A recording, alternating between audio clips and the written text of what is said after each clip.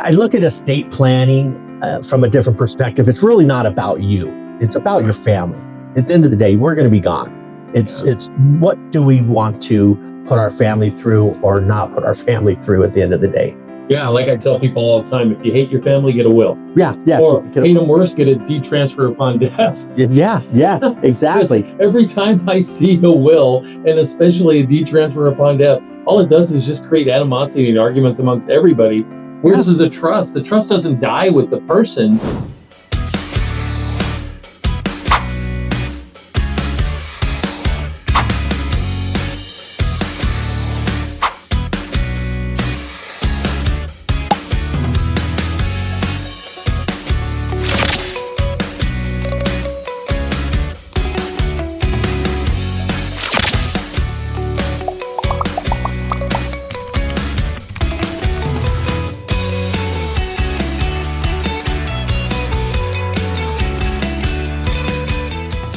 Welcome to the Living Well and Aging Smart podcast, the podcast for seniors who are currently, maybe with their families, navigating the next transition in their life, and hopefully doing so with a little bit of purpose, a little bit of wisdom, and a little bit of humor, maybe a lot of humor, because I think we get to where we're at today. You need to be a little bit more humorous. Here's the cool part, is every week we're going to discuss things that matter to those of us who are seniors. My name is Mitchell Schwartz, broker salesman's license 19845, Keller Williams The Marketplace. I am a certified senior advisor, a certified aging in place specialist, and a senior real estate specialist. And what that means to you is I get to help you discuss things that will improve your well-being. Things that might include housing, might include health, the scams to security and safety, and staying connected with one another, right? Here's the thing, it's not about just listings and sales. It's not about that. Every week, we discuss things that matter most to our clients, the senior community out there, things that will help you make the decisions about your life's transitions, about your aging in place, if that's what you want to do, and protecting your legacy. And guess what? From time to time, we'll talk real estate stuff too. Why? Because you need to have the best information to make the decisions for you as they come up, right? I'm also going to have people on here from week to week that are going to help you through stories and insights. And these are professionals who work in our community who very much care about the seniors they work with. So as we do that, thanks for being here.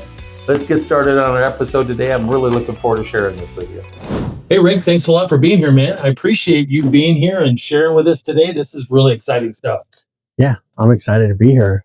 Just mostly, I'm here to talk to you because I feel like a lot of people don't understand the way probates and trusts and all that's to work. And as far as I'm concerned, you're the guy, right?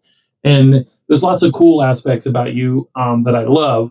One of the things is you have a really unique story that you could tell about why you do this, and we'll get into that in just a second. And I got a couple other questions that I've got written down here that I think I'd like to ask you. And it's just all about making sure that people out there watching have absolute clarity about why you're sitting in that chair. Absolutely. Cool. So why don't you give us like I hate to use the word CNN, but let's use the Reader's Digest version of why you are sitting there. Well, I'm sitting here today because I'm on a mission, Mitchell. I'm on a mission to kill the probate process. My family in the early 90s, we started experiencing death. And it was kind of rapid fire. Close family members, aunts, uncle, my father. And the word probate kept getting thrown around. And, then there was a fourth one, and it was my fault.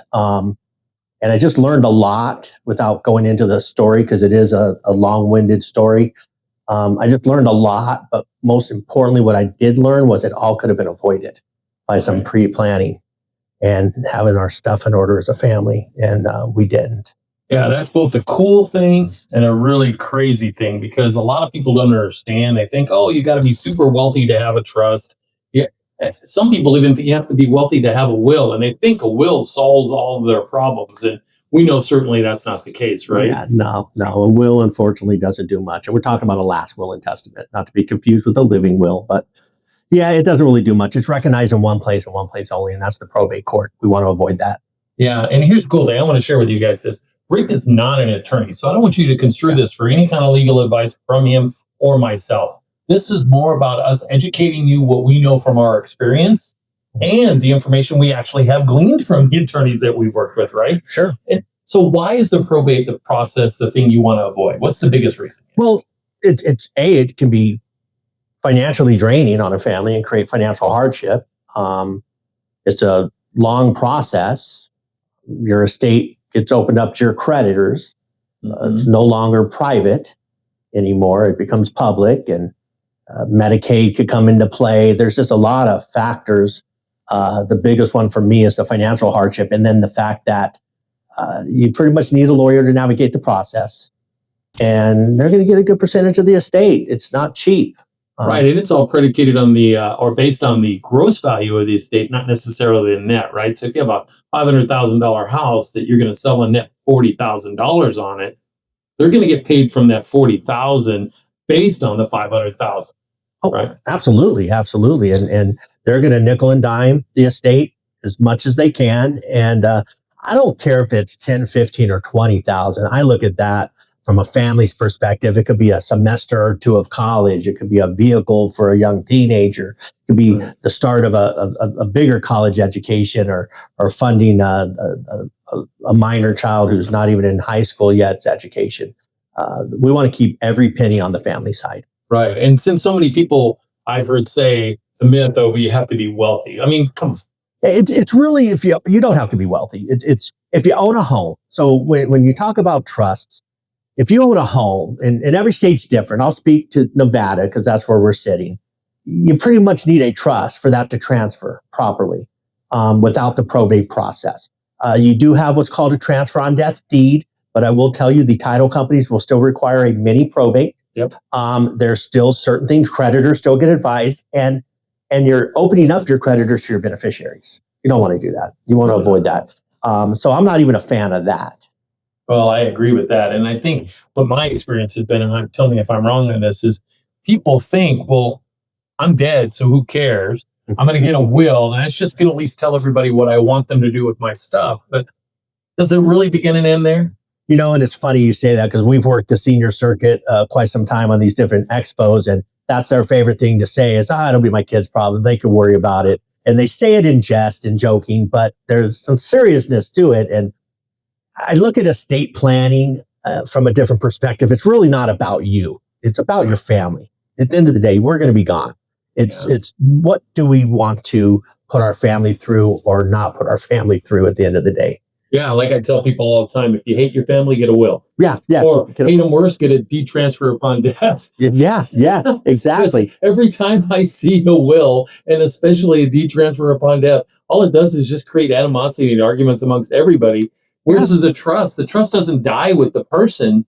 No. And it doesn't have to go to a court to be adjudicated and agreed upon, because all that the probate is saying, you have a will, we're going to send it to a judge who's going to say, yes, I agree, that's what he or she wanted, or no, I don't agree with that. And then it gives a chance for everybody to fight and argue about it. It just creates more problems than it's worth. Versus a trust, you have it, it's in place, and it carries on long after the person passes away. Correct. It could carry on as long as it needs to. You hit the nail on the head. And what it's really about, and you hit on, I'm not an attorney. I'm not here to give legal advice. In fact, my lane is more, what are the financial professionals going to require? Because they're going to dictate a probate. Mm-hmm. And when you're talking about real property, your home, when you're dealing with the sale of a home on behalf of a decedent, if it's not in a trust, who's authorized to act on behalf of that decedent? Well, the title company is going to want paperwork, and it's court paperwork, and that's a probate, letters of administrator. In a trust, we're naming a successor trustee, and that's who's authorized to act on your behalf in death. And that lets those professionals, whether it be a title company for a home or an investment firm holding retirements or investments or a bank, it's letting them know who we can deal with and not have to force a probate. Yeah, you can literally, after the person passes away, you can continue to financial aspects, provided, of course, it was in the trust. Correct. Which brings me to the next question. So why is it that I hear about people who have trust still wind up going to probate? What happens there? Well, that's been my career. Last year, I uncovered 65. This year, I'm up to almost 20. What happens is people get unfunded and they go through the process of funding it or not. They think, because these documents are overwhelming, they're very wordy. There is a lot of legal jargon in these and a lot of law and so forth that if it doesn't go to court, it really doesn't come into play, if I'm going to be honest with you. But they leave with the big binder that they spent $3,000 to $5,000. And sometimes there might even be a misleading letter in there that gives them the false self of, I'm good, but we got to transfer our assets. We call that funding the trust. We have to transfer the assets. But more importantly, once we do that initial transfer, we have to stay funded. Right. We have to stay funded. Life takes on its course. See, we go through this process. Then once it's all done, we put our binders away. It's in a safe. It's in a safe place in the home, wherever it's at. And it's kind of out of sight, out of mind. Then we just navigate life. Open new bank accounts, move some money around. Maybe we sell a house. Maybe we refinance a house. And there's always that risk that you get unfunded. Oh, yeah. Right. I can't tell you how many times I talk to people say, I'm good. And then something happens and they find out that there was like this $200,000 savings policy somewhere that nobody knew anything about that was not in the trust. And the person thought, well, I've got a will, or they thought I've got a trust. And nobody helped them walk through that, right? Nobody. Right. So what is it particularly you do specifically? And I know the answer to the question, just so you know. What is it that Rick does as the probate killer to make sure that done? Well, I've made it my responsibility. So I'm not an attorney, but I had to figure out how can I compete with the attorneys and where can I fill the gaps, the things they don't do. And I did a lot of research in this area. I've interviewed a lot of attorneys in my research and development phase when I started the business. And what I do is I help with the funding. So I take care of the recording of the deed in Nevada. I guide and help any other states I might help in. But I handle the deed. So I know the house is taken care of. And then I help with any online systems for retirement or investments. I help with the banks. I help anywhere I can. My job is not done until all of your assets are in a position to transfer to your loved ones. Yeah. I go way past. It's more than the paper for me. Yeah. It's not like you say, here's a binder, go handle it. No. And then with an instruction sheet. Now I got guidelines and instructions and stuff in there for them if they want to self-serve. But then I take it a step further. Every year I call my clients for an asset review. Every year. And it's quick. It could be an email. It could be a phone call, but it usually starts with an email, and it's just to hit on all the reminders and just to see if they did any moving and shaking. Did you buy any new property? Have you sold any property? Have you moved bank accounts? I've seen it all. And we want to make sure families are out of that probate position. Not all assets go in a trust. Sometimes if it's a very simple estate, sometimes we might just put beneficiaries on bank accounts. We might just keep it simple there and not even involve the trust if we don't need to, depending on the family dynamics. Right. But then beneficiaries predeceased account owners. So I catch stuff like that. Yeah, that's interesting that you should say that, because one of my biggest concerns about my clients has been the work that goes after having the trust drawn up. Yeah. I mean, that's why we connected well, because I love the fact that you don't just say, here's a binder. You don't just say, here's the binder and there's instructions. You actually walk them through the binding and the trust. Now, don't get me wrong. I mean, I think there's plenty of people go, I can handle this and do it themselves. But I think the fact that you call annually and just ask questions about what have they done. So even if they choose not to use your services, even if they choose to use the service of an attorney, even if they choose to do a lot of this on their own, they should at least put something on their schedule that says, review what's taken place in the last 12 months. And do I need to make any adjustments? I mean, it could be just as simple as they got a new kid. Yeah. Oh, yeah. Life happens. Or maybe they've gotten alienated from their family and now everything needs to be disseminated to their pets, right, or some charity somewhere. I know recently my mother changed her thing and she decided to dedicate what I consider a sizable amount of money for her to a charity that she absolutely loves. And I think creating the trust that you did with her allowed her to feel like she was in control of that. Yeah. Which I think is a big deal, right? Absolutely. And what I'll say to anybody who watches this, if you have an estate plan in place and you have not heard from your attorney or whoever created these documents, my firm, Save On Estate Planning, we provide complimentary reviews. We don't charge. And if it's good, we're going to be the first to say you're in good shape, but we're going to put you through that asset review. We're going to review the documents. I have a 4-point check that I check. It's real simple. Doesn't take long. I don't get into how much money you have. So if you're fear, I don't want to volunteer information. This is a financial planning, but I do need to know what you have, and we make sure everything's in order. Most families, you're right. You said earlier, they say I'm good, but they're not. They're not. Too many aren't, unfortunately. And they typically don't hear from their attorney past the documents. Yeah, that's true. That's true. So then let's go kind of almost like interim. Some people ask, well, what about a power of attorney? So first off, I would ask, what in fact is a power of attorney and how does it all play into this? Yeah, so we do a lot of talking about trusts, and trusts is going to deal with what happens after death occurs. Okay, how are assets distributed and what's that look like and who's going to act on my behalf in death? Power of attorney, we're dealing with incapacitation. What happens if I find myself in an incapacitated state, a bad illness, advanced age, a cognitive decline, a memory loss type disease? We want to be proactive in having those in place. What's happening is families are having these done too late. Oh, yeah. Too late. And these professionals, when you get to a certain age and you go to do a financial transaction, it could be a reverse mortgage, it could be a regular mortgage, and you're of a certain age, these professionals kind of have a responsibility and a due diligence to make sure before you enter into the contract you're going to sign with them that you are of sound mind. Yeah, that you're relatively competent. Absolutely. And if the power of attorney is acting on your behalf, you can almost guarantee they're going to say, we want a doctor's note to prove that the cognitive ability existed when they entered into the power of attorney. Right. So we need to get those early.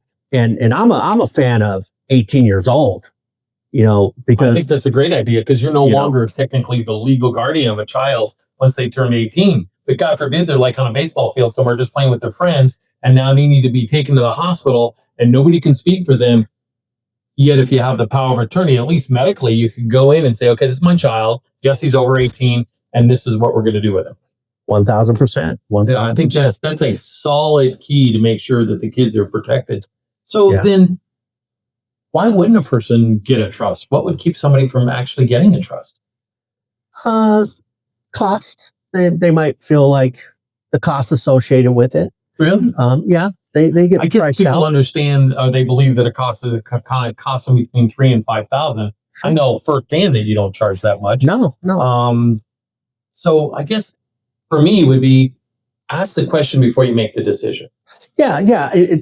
Most estate planners, whether it's an attorney or somebody who's got experience outside and is not a lawyer, they're going to give you a complimentary consultation. So I would say take it. I'm a big fan of interviewing 3, just like anything. If you're going to, interview an attorney, interview 3 of them, interview 2 of them and 1 of me. Mm-hmm. Interview and go who you feel the most comfortable with. The problem there is you got to know what you're asking and what you're looking for when you interview these people. But at the end of the day, cost is one thing. Attorneys do price, with all due respect. They price people out, and then the lack of knowledge. Well, and I think the price is what gets people perceiving that it's a wealthy person thing. Right. And these attorneys are $3,000 to $5,000, some of them. Well, and they're in the business to make a living. I get it. And they went to school for 1 billion years. And at the same time, much of their work is already being done by a paralegal anyway. Right. They're not doing the work. They might review it, which brings me to the next thing, which I discovered recently and I don't like so much. Wherein an attorney, for the lack of having persons state or be willing to take the time, or maybe they don't even ask, but about a successor trustee. And I've discovered in some cases, the attorney might put one person down as a successor trustee because the client immediately says, well, I want my son, or I want my kid, or I want whatever, right? But then immediately after that, the subsequent successor trustee is the attorney firm. Mm-hmm. Now, let me ask you this. Why would they do that? You're going to take me down this path. Well, because I find it very disconcerting that people feel that that's okay. Yeah.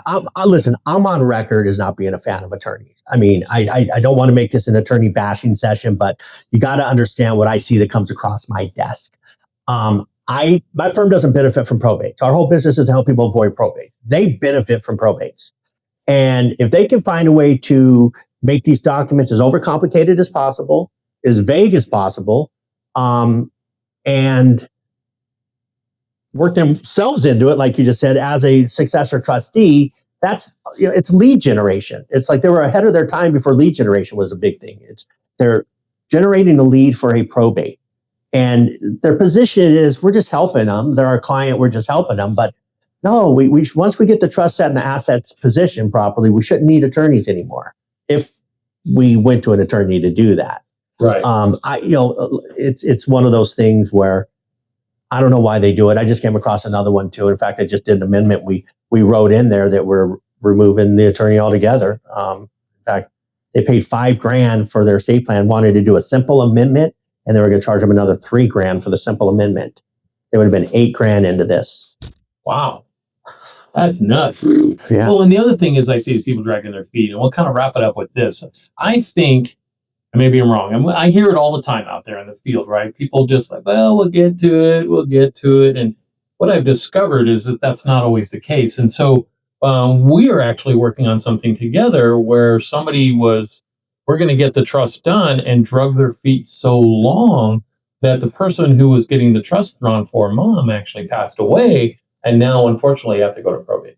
Yeah, and I have 3 of those in the last 13 months where they drug their feet, and it's created a serious financial consequence to them. Mm-hmm. The one, our mutual client that we're working on, ended up in a probate, and they started talking to me over a year ago. Okay, Wow. and then the children of the elderly got theirs done and put them ahead of themselves. And I don't know what the conversations were in the family. So Who knows? Mom could have said, don't worry about it. 1,000%. Mom could have put the brakes on it and said, I'm not ready, what have you. But then we had docs. We had a signing date. And she went into the hospital. They said, you know what? Mom's not feeling well. I think it was around Thanksgiving last year. Mom's not feeling well. Let's postpone our signing. She went into the hospital and didn't come home. And that's one, very sad for them. The plan was it was ready to be signed and notarized. And we had the date on the calendar. I've had a couple of those, 3 of them in the last 13 months. It's unfortunate because but they waited till the last minute, and it's estate planning. You just associate the word procrastination. Everybody procrastinates on this. Nobody wants to deal with it. And I get it. We're dealing with death or mortality, and we just don't want to get into that sometimes. They're not easy discussions. But I will say this, having experienced this with my own mother, it is much easier to have these discussions and create our plans while we are healthy. Yeah. Okay. Try having a conversation when you've been given a life expectancy. It's less than 6 months, and now you're trying to get all your stuff in order. Yeah. It's a much more trying conversation, if you will. So I say, if you're healthy, you own a home, you have other stuff, just have the consultation at least. Take that first step. Yeah, have that conversation. Yeah. Fantastic. Yeah. Well, can you think of anything else that we should add? No, I think we covered it all. Just remember, trusts are going to talk about what happens after death, and we're putting the successor trustee in position. That's the most important person to the whole document. That's who's authorized to act on your behalf in death. And then when you talk about your power of attorneys, which medical and financial and so forth, we want to put agents in place and alternate agents in place who can act for you when you can't act for yourself. And then we got the living will, which is the advanced medical directive. We're talking about end of life. For lack of a better term, pull the plug document, like mine, if you will. I have a DNR in mine. Yeah. So if I'm in a horrific accident and the prognosis is like, listen, he's going to be in a coma until he's actually dead. Yeah. I have 5 people that vote.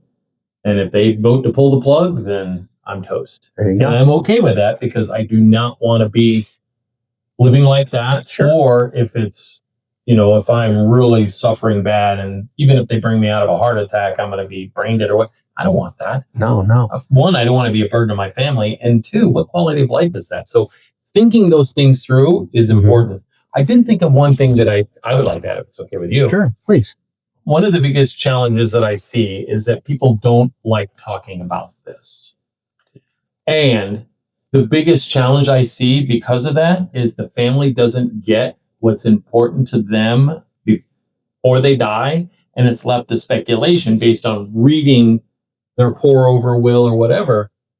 It makes perfect sense to sit down and have a conversation. So when my mom and dad put together their trust, I say, great, give me a copy of it. They got me a copy. I went through it with a highlighter and I said, okay, now we're going to sit down and discuss this. Well, why do we need to do that? I said, because you know what? I have 5 step siblings and 1 sister of my own. You think that me being the successor trustee is just going to make it super easy. It will make it much easier. It'll make it substantially easier if I can say, well, mom and dad wanted blank because of blank. Well, how do you know? Because we spoke to them, and here's the notes I wrote down as we talked about it.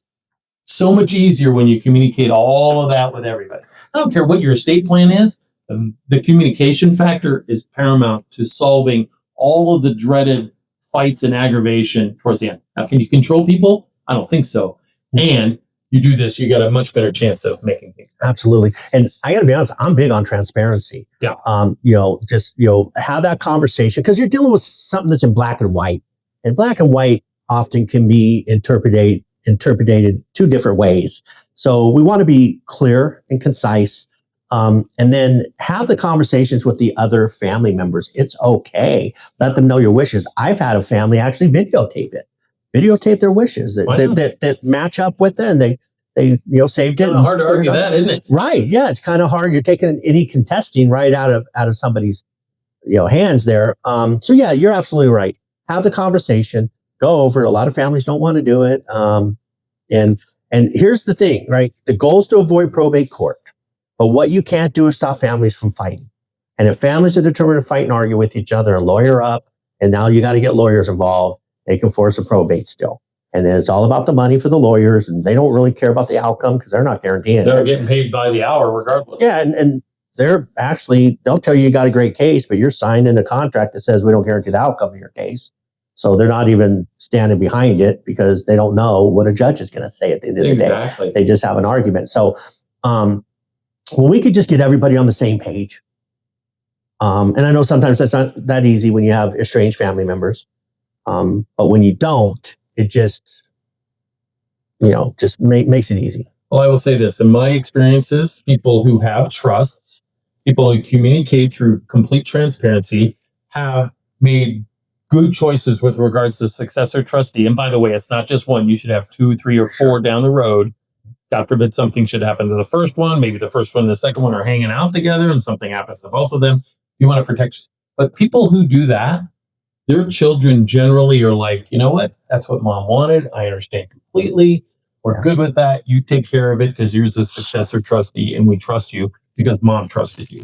But mostly it's because it's laid out and it's been transparent and communicated with everybody. Absolutely. Fantastic. Yeah. Well, Rick, I can tell you now how much I really appreciate, one, our friendship and our working together and the fact that you're willing to come and share this with my folks here. I am curious. So are you okay if I gave out your website address and or phone number? I'll tell you what I'll probably do is I'll probably put a link to a page that's all about you. And if they have more information, they can reach out. Is that okay with you? Absolutely. That way you don't get like 1,000 calls tomorrow. But I'll take the call. Questions, right? Yeah. Now, the other thing is I'm going to invite you back and we're going to talk a little bit more in depth about maybe how we layer certain things down the road. Maybe like somebody like myself who has a trust, but he also has multiple investments, what that might look like, because I think we need to be, again, clear that those things happen. Is that okay with you? Absolutely. I think a conversation on division of assets and what that looks like, because they can go so many different ways to those layers and involving all the different assets and contingencies that you might put. That's a whole nother conversation. Yeah. Fantastic. Yeah. Fantastic. Great, man. Thank you so much. Hey, I appreciate it. Yeah, I appreciate you having me. Thank you. Thank you. You bet. Thank you for being here on today's Living Well and Aging Smart podcast. It's never too late to transition in your life and take the next step in aging through clarity, through confidence, and certainly with a great community that cares about you.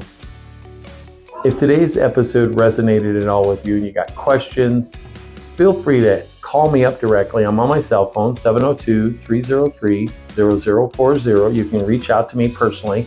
Go to my website, seniораssistanceteam.com. You could also, if you want, click the link in the description and say, hey, I'd like to schedule a free 15-minute phone call with you, just to chat and ask whatever question you got. That's why I'm here. Feel free to reach out.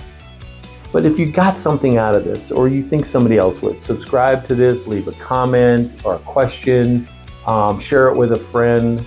Those are things that would be very helpful. Thank you again so much for being here. Until then, all I'm asking you to do is stay safe, stay smart, live well, and age smart. I hope to talk to you real soon and look forward to seeing you in the next podcast.